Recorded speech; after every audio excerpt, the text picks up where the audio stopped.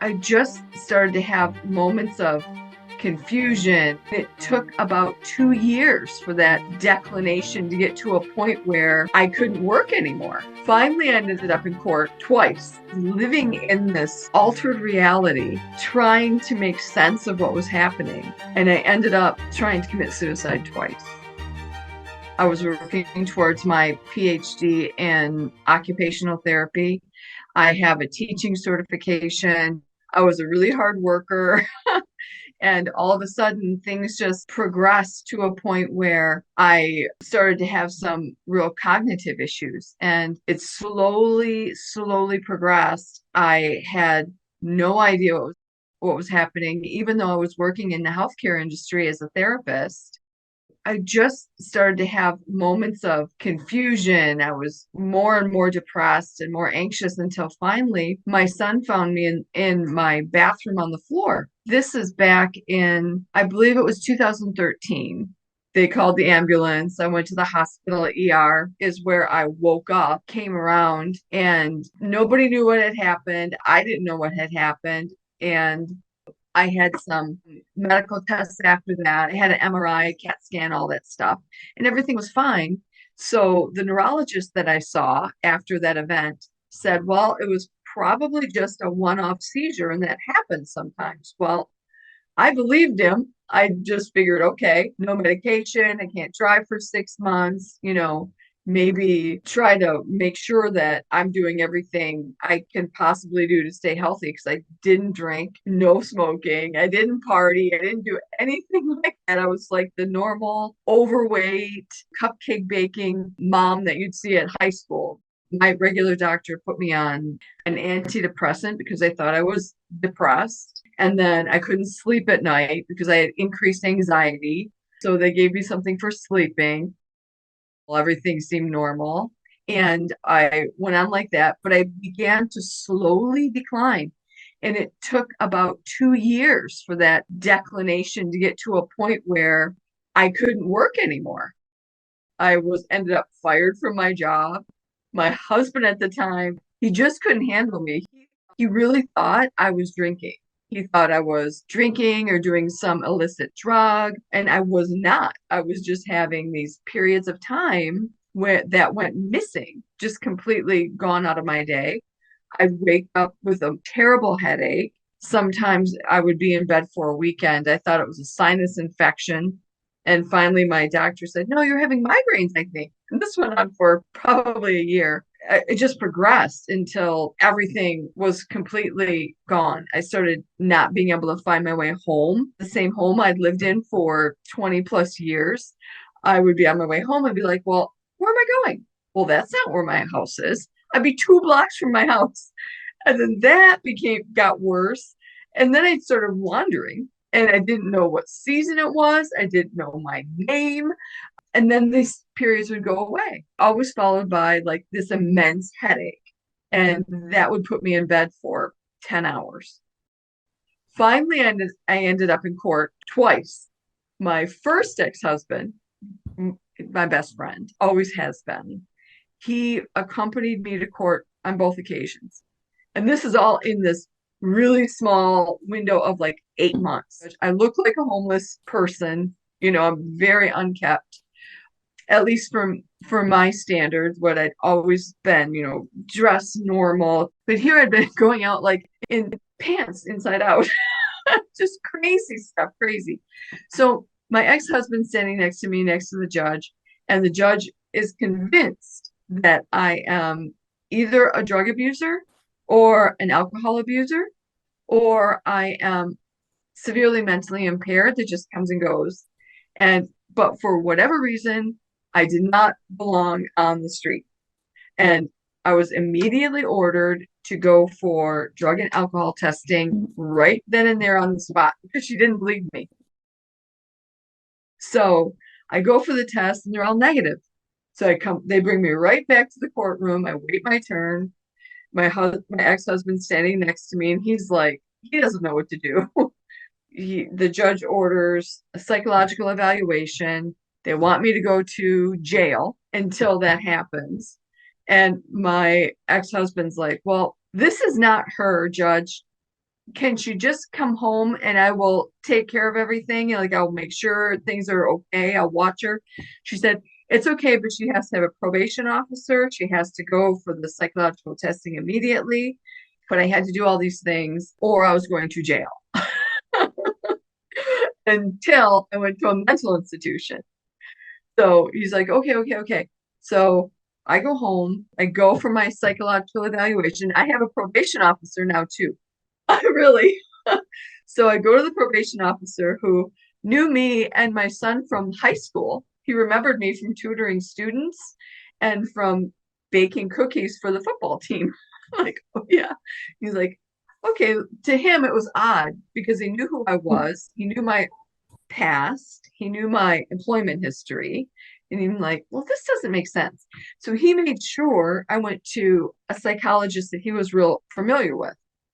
And if I had been anybody else, that wouldn't have happened. So I go see this psychologist immediately, maybe 20 minutes in. She makes a phone call to a neurologist because she believes that that's what I need to see. So I go immediately to a neurologist. He sees me and he's like, things aren't right here. We're going to run you through some tests. So finally, it took maybe 2 months to get all the tests corrected. And then they found brain damage. Both frontal lobes had a lot of scar tissue on them that was causing swelling, edema, and then that was causing pressure to make my behavior and be so odd, the cognitive impairment. I was having all kinds of things happening. I was having auditory impairments. I mean, I would hear things, I would see things. Sometimes my hallway looked like I was in The Wizard of Oz, everything was oddly shaped. Of course, my diet was terrible, but I'd always been eating the standard American diet. I'd always been overweight to obese, and the highest I'd ever was over 300 pounds. But I was down from there. After being diagnosed, I didn't have a job. I didn't have any medical insurance, so I couldn't get any care. And you'd think, what? But no, I couldn't. It's a nightmare. So I was living in this altered reality, trying to make sense of what was happening. And I ended up trying to commit suicide twice. People say, oh, people are cowards when they try to do that. And I agree. I do. I agree. It was a way that I was just trying to get out of what I was in. But I could not live in that horror. Everybody that I had worked with had turned their backs. They thought I was crazy. My ex-husband left thinking I was a drug addict or a substance abuser, and I was not. And my poor son was suffering because he had a crazy mom. And my ex-husband's like trying to hold all this stuff together and take care of me while watching me, monitoring my behavior. And I was like, I can't put everybody through this anymore. So I tried twice and I was unsuccessful. It takes a lot of bravery to put a gun in your mouth and pull the trigger. It takes a lot. Luckily for me, it didn't work. The gun was loaded too, but I didn't have the strength to pull the hammer back. And I didn't know how to put the safety off. It was my son's weapon. And after the second time, it was just something in my spirit broke. And I'm like, you know what? I guess I'm here for a reason. And I ended up having a really bad, I think it was probably a seizure that night. I remember waking up in the middle of the night, shaky, going back to bed. And I was in bed for almost 2 days, and I didn't eat, didn't drink anything. Maybe like I was in bed for a long time. And I remember waking up and feeling a little bit clearer. I had something to eat and I didn't feel better after I ate. And I'm like, well, now I feel awful again. This went on for a few weeks until I realized, all right, I'm going to sleep at night. When I wake up, I feel good. When I eat, I feel sick. Anytime I eat, I didn't realize my diet and the seizures and how metabolically ill I was. So my blood sugar levels had been going up and down. And in the middle of the night, they would drop. And my blood sugar was 37, which is extremely low. And at the time, I thought, wow, my blood sugar is low. Well, at least I'm not a diabetic. Well, guess what? Blood sugars can fluctuate. And if they're going that low, it causes brain damage. So, but I still didn't have any medical insurance, nowhere to turn. I couldn't even afford food. I couldn't get any help from the state because I technically still owned my home. I was trying to put two and two together living in this fog. I realized that when I didn't eat, I felt better.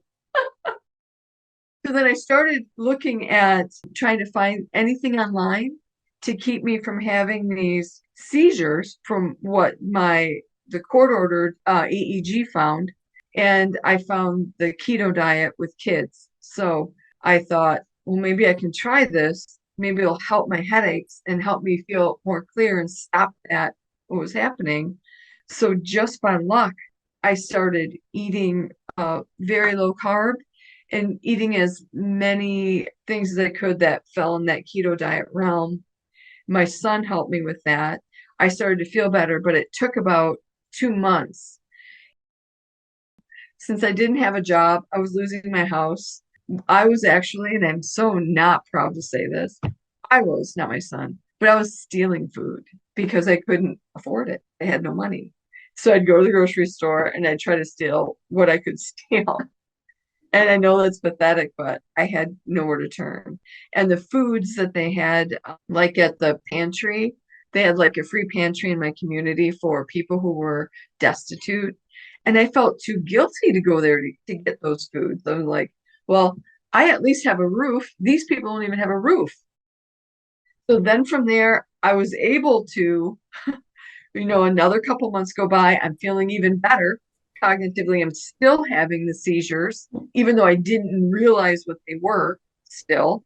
I was able to find a job, like an online teaching job, tutoring English, and it gave us just enough money for groceries and to pay the basic bills until the house was gone, because I still didn't qualify for any help or assistance. So I did that for about a year.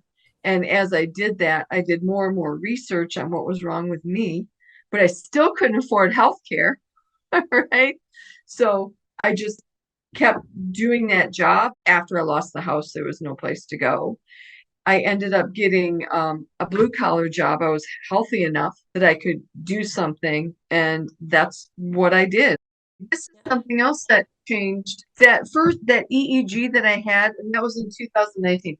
And so I go to the doctor and I tell her what has a different doctor, and I tell her, okay, this is my insurance. This is what I had done before. This was my diagnosis, but I didn't have the records sent to her. Well, number one, I didn't think they'd send them because they were court ordered. But so she says, well, I don't think that that's what it is. I mean, really, that's what she said to me. I think you're having occipital migraines, and I can write you a prescription right now for that. And I'm like, well, I'm thinking, no, because I don't want to go on a prescription. I've done okay now for the past 5 years. I've been feeling a lot better. And she said, well, what would you like to do? And I'm like, well, I'd like to have another EEG if we can, another sleep deprived, and then like see where it is. So then I go home. I'm expecting a phone call. And like 2 weeks go by, and the doctor finally calls. We have your results, and you're fine. There's no problems at all. And I'm like, what? I said, no, I have brain damage in my temporal lobes. I know as a therapist and as a science teacher that you can't heal brain damage. It does not heal, right? At least from anything I'd ever known. And they're like, nope, you're fine. You don't have anything wrong. I'm going to send you the EEGs from the other doctor because they're thinking I'm crazy again. But I think it's me. So I call the other doctor's office and I tell them, you don't know me, but I was there in 2019 and I was diagnosed. The doctor called me, wanted me to come right in because I was diagnosed with this temporal lobe scarring, and he needed to make sure I was going to be seen and I should know. And they're like, oh, yeah, we've got your records right here. And I said, well, I just saw a neurologist and she said I don't have any problems. And she goes, well, that neurologist is wrong. We're going to send you this paperwork right now. And I said, can you send it to them? So they did. They sent that paperwork to the other neurologist. After that, she's like, well, maybe we should look more deeply. And I'm like, you know what? Nope. I'm done with this neurologist. They don't believe me. And they won't take my word for it as a patient. I am not going to continue with this doctor. afterwards, I went home, I was in tears, and my boyfriend's like, "What's wrong?" And I'm like, "People think I'm crazy. What's wrong with me?" And he said, "It's not you. You changed your life. You do everything different now. You changed your diet, you changed your physical activity, you changed your mindset, you do yoga and you meditate, and you've completely changed your life and you're so much happier now. Even you admit that." He said, "That's why the test is better." And I'm thinking, well, at first I thought, well, how would you know? You're not a doctor, right? I was thinking that in my head. I didn't say it.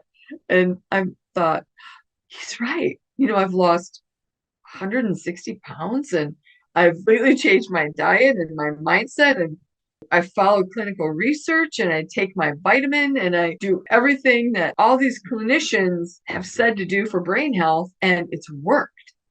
And I've had to jostle it around and stuff to suit my needs, but I did it all without the doctor's confusion. And in the beginning, I wasn't sure which one was more important, the diet or the fasting. And what I found was if I didn't do one, and this was in the beginning, if I didn't do one, I felt like I was suffering a little bit because of the seizures that I would have.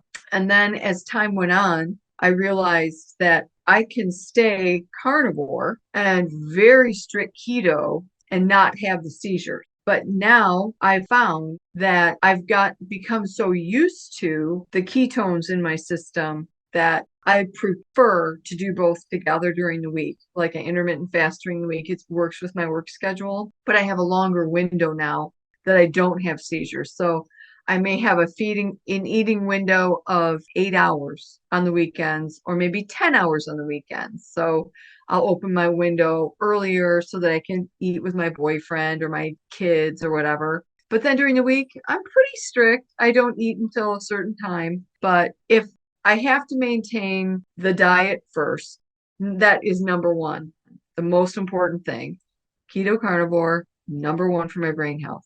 Top of that, I add the intermittent fasting because I'm impaired. I also add my yoga, my meditation, and my physical exercise because I'm impaired and I have to keep the brain health going. And I try to implement different things. Like right now I'm on my 8-week carnivore leg, right? So I'm not having anything other than meat, a little bit of cheese, eggs, and I prefer like a ground sirloin or sirloin fried with eggs. And there's a lot of different things. Like sometimes I put some hot sauce on it, but absolutely no sugar, no vegetables, no fruits. I have nothing like that. So I'm on my 8-week leg of that. And then I'll move into a 4 or maybe 6 week leg of keto if I want to.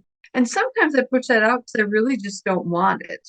And if I do go into my keto, I might add very low carb veggies like asparagus or green beans. So I have some fresh green beans I'm going to bake with chicken in the future. So I'll do that.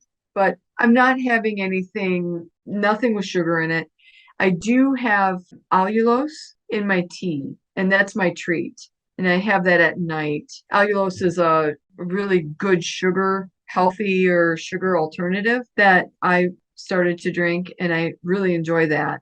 But what I found is that I really prefer my meat products, my fats like butter, ghee, and something else too, really important is you can have your olive oil, but if you cook or heat olive oil too much, it turns into kind of an unhealthy fat. So you try to have that. Don't heat olive oil. Don't cook your food in it. You can cook it in like a coconut oil, beef fat, and then add your butter to it later, which is what I do. And then my olive oil, I do have, sometimes I pour it over salmon with a little bit of dill if I want that, or lemon juice. That's when I'm on the keto end. Oh, the other thing I do too is I have collagen, peptides, and creatine monohydrate. I have creatine every morning in my coffee, and collagen as well in my coffee with my sugar-free creamer. And I mix that up, and that's how I break my fast, usually with that. Everything I do based on clinical studies that have been shown. So the creatine monohydrate, I just get a bulk brand. I have 7 to 10 grams a day, which sounds like a lot, but you front load that in the beginning when you first start with creatine and just follow the study for you. But what's good for a lot of these people that do promote supplements is you have to look at what their goals are. Like, I am not a 40-year-old muscle builder that goes to the gym and is trying to upload creatine for muscle. I'm looking at it for my cognitive benefit, and that has been shown to help memory, and it has helped me a lot, I believe. So I'm not going to not consume that supplement. I will maintain that with my daily vitamin, etc. So that's important to do too, and minerals, because people say that if you're on the carnivore diet that you're not getting what you need. I don't find that to be true at all. I might take electrolytes. I might have some type of electrolyte in the afternoon, like a flavored lemon or orange or something that's pleasant, just to make sure I'm getting the sodium and minerals that I need. But other than that, I've never been healthier at 60. Yeah, never been healthier at 60. So I have these two tests now, an EEG that shows that I'm normal and one that says that I'm impaired. So the only difference is that window in between those two tests, which was the action that I took. I meditated on that for about a month, like a lot of anxiety. I blamed myself for absolutely everything. And of course, yes, I play a big role in my own health. And I played a big role in not being proactive for myself and not taking control and letting other people make those decisions for me rather than listening to my own body and finding out what I needed to do for myself. Taking all of that and putting it all in a great big ball and trying to spit it out as a reason for me to even still be here, I'm like, I need to share this and I need to help other people who have the same problems as I have or similar. We have like a little intermittent fasting club that we meet. It's like online. We do that and we talk about different foods, different studies, even doctors that take more of a natural approach than are using their expertise to give you pharmaceutical solutions, but more dietary. And then we volunteer our time with kids in school, lecturing. I mean, I've even gone to the jail a couple times and talked to late women who, maybe would want a job when they're looking at getting out or want to try to boost their brain health with nutrition and intermittent fasting and any which way they can. I will share my story, my documents, my life openly because that's where the importance lies. If I can change with all the crap that happened, anybody can. Usually people don't believe it, that there's some part of it they don't believe. But once they see pictures, once they talk to people that I was with during that time, and then especially once they see the EEG, the change, how I literally changed my brain through nutrition and the things that I had to do on my own, they believe it, but they're like, oh my God, how did you get through that? And they see the court records, they're like, oh my God, how did you get through that? I'd be like, grace of God and just luck. The only reason I think I'm alive is so I can help people who have mental illness, either cognitive decline, maybe a seizure disorder, I don't know, and are terribly unhealthy, that I can champion them by sharing my story and hopefully giving them the confidence and the realization that it's in their control. It's not out of their control. Nobody's going to come to save you. You need to save yourself.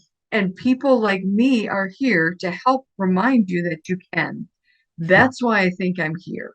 And I will talk to anybody who feels like they shouldn't be here and remind them you're here for a reason. I felt like I shouldn't be here. I still sometimes feel like that, but I'm no longer suicidal about it because I think my experience will help others realize that they have a reason to be here.